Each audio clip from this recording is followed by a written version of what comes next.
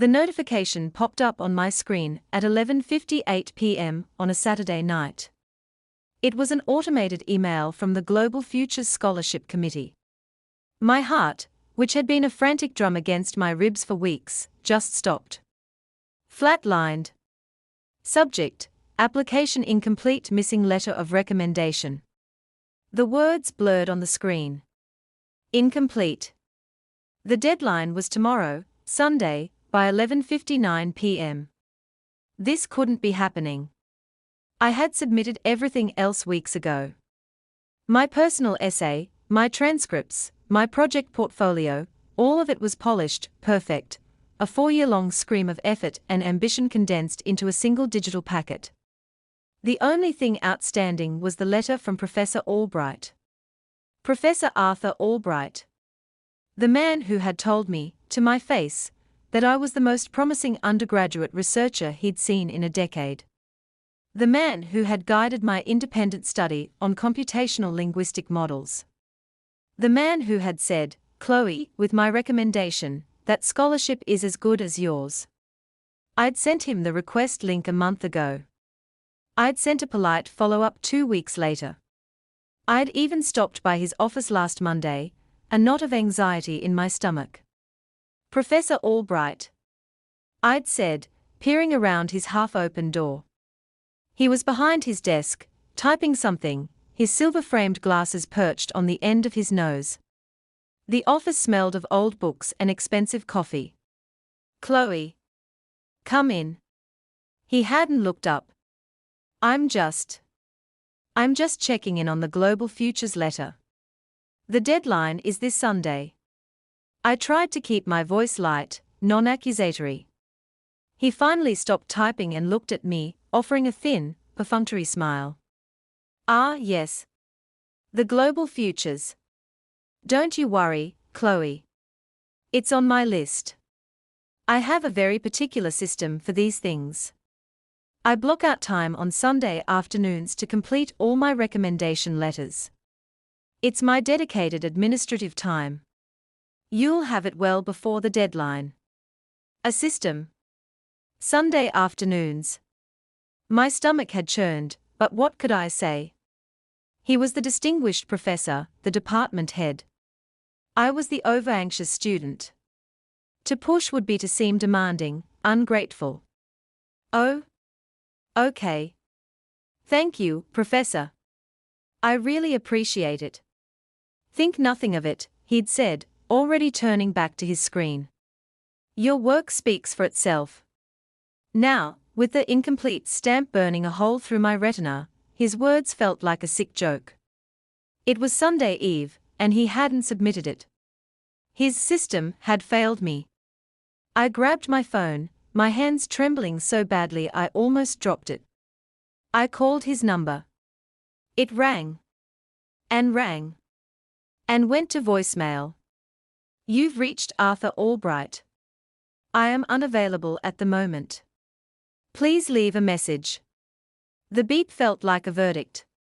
"Professor Albright, it's Chloe Mitchell. I just got an automated email saying my scholarship application is incomplete because your letter isn't in. The deadline is tonight. I'm really panicking. Could you please submit it as soon as you get this? Thank you. Sorry to bother you." I hung up. The clock on my laptop read 12:07 a.m. I felt sick. I paced the length of my tiny dorm room, the worn carpet rough under my bare feet. I waited 10 agonizing minutes and called again. Voicemail. This time, my voice was tighter, higher, fraying at the edges.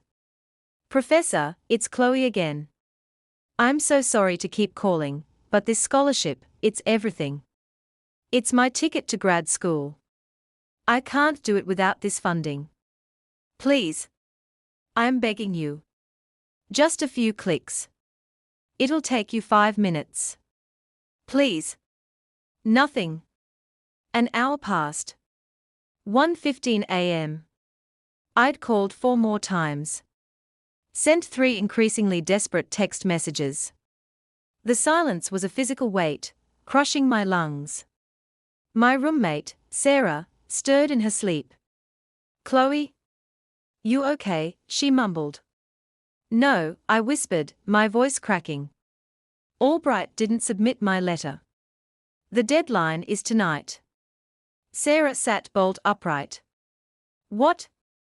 Call him again." "I have. He's not answering." "That's bullshit," she hissed, already grabbing her own laptop. "What's his email?" "I'll email him." "We'll both email him. We'll blow up his phone." So we did. For the next 2 hours, we launched a digital siege. Emails, texts, calls from my phone, calls from her phone. The silence from his end was absolute, a black hole sucking in all my pleas. My hope was curdling into something dark and acrid. This wasn't an oversight. This was a choice. At 3 a.m., driven by a cold, sharp fear I'd never felt before, I did something I'd never normally do. I opened the university staff directory and found his home address. It was a violation, I knew that. But the thought of losing everything, of my future evaporating because of one man's negligence, made me reckless. "I'm going over there," I said, pulling on a hoodie and jeans. Sarah's eyes went wide. "Chloe, are you insane? It's 3 in the morning. What other choice do I have? He's ignoring us. He's probably asleep. Maybe if I ring the doorbell, I can wake him up, make him understand." I was already lacing up my sneakers, my movements jerky and frantic. "This is a terrible idea," she said, but she was also pulling on her jacket. "I'm coming with you. I'm not letting you do this alone." The drive to his neighborhood, a quiet, tree-lined suburb with sprawling lawns and 2-car garages, was surreal. The world was asleep. Our headlights cut through the pre-dawn darkness, illuminating empty sidewalks and darkened houses. We found his place, a handsome, 2-story colonial with a neatly manicured front yard. It was completely dark. My heart was a wild bird trying to escape its cage. "Okay," I breathed. "Okay." We walked up the brick path to the front door. I took a deep, shuddering breath and pressed the doorbell. I heard the chime echo inside the house. We waited. Nothing. I rang it again, holding it down longer this time. A light flicked on upstairs. A moment later, the porch light blinded us, and the door was wrenched open. Professor Albright stood there, clad in a navy blue robe, his hair disheveled, his face a mask of pure, unadulterated fury. He looked older without his professional veneer, softer and angrier all at once. "What in God's name is the meaning of this?" he snarled, his voice low and venomous. "Professor Albright," I stammered, taking a step back. "I'm so sorry to come to your home, but you weren't answering your phone. The scholarship, the global futures, the letter." His eyes, bleary with sleep, focused on me with dawning, incredulous recognition. "Chloe? Are you out of your mind? It's 3 o'clock on a Sunday morning." I know, and I am so sorry, but the deadline is tonight, and I got an email saying the application was incomplete because your letter isn't in. You said you'd do it today. You said you had a system." The words tumbled out of me, a desperate, panicked waterfall. He stared at me as if I was speaking a foreign language. "My system," he said, each word dripping with icy contempt, "does not involve being harassed at my private residence in the middle of the night. I told you I would handle it this afternoon. It is now," he glanced at a watch he wasn't wearing, "the middle of the night. My Sunday has not yet begun. I need my Sunday. It is my day to recharge, to be with my family. This is completely unacceptable behavior." The world seemed to tilt on its axis. "I need my Sunday." The phrase echoed in the space between us, so trivial, so selfish, so utterly devastating. "Professor, please," I begged, tears finally spilling over and streaming down my cheeks. This scholarship is a full ride. It's my only chance. My parents can't help me. Without it, I can't go to grad school. It's my entire future. It will take you 5 minutes. Please, just go to your computer and submit it. I'll wait right here. He folded his arms over his chest, a picture of impenetrable authority. No. I will not be strong-armed by a hysterical student on my doorstep at this ungodly hour. You have crossed a serious line, young lady. This is harassment. Now, you will get off my property immediately, or I will call the police. The threat hung in the cold air. Sarah, who had been silent behind me, found her voice. Professor, with all due respect, you promised her. You're going to let her lose this because you can't be bothered to take 5 minutes. He turned his glare on her. I don't know who you are, but you need to leave as well. This is a private matter. And Chloe, his eyes locked back on me, this outburst is very concerning. It's unstable. I am beginning to question my initial assessment of your character and your fitness for such a prestigious award. Unstable. The word was a punch to the gut. He was reframing my desperation as madness. He was building his defense. It was in that moment, as my future shattered at my feet, that a switch flipped inside me. The panic evaporated, replaced by a cold, clear, and terrifying calm. My tears stopped. I felt my face go slack. Unstable. I said, my voice quiet and flat. You're going to call me unstable because I'm fighting for my future after you failed to uphold your promise. I did not fail, he snapped. The day is not over.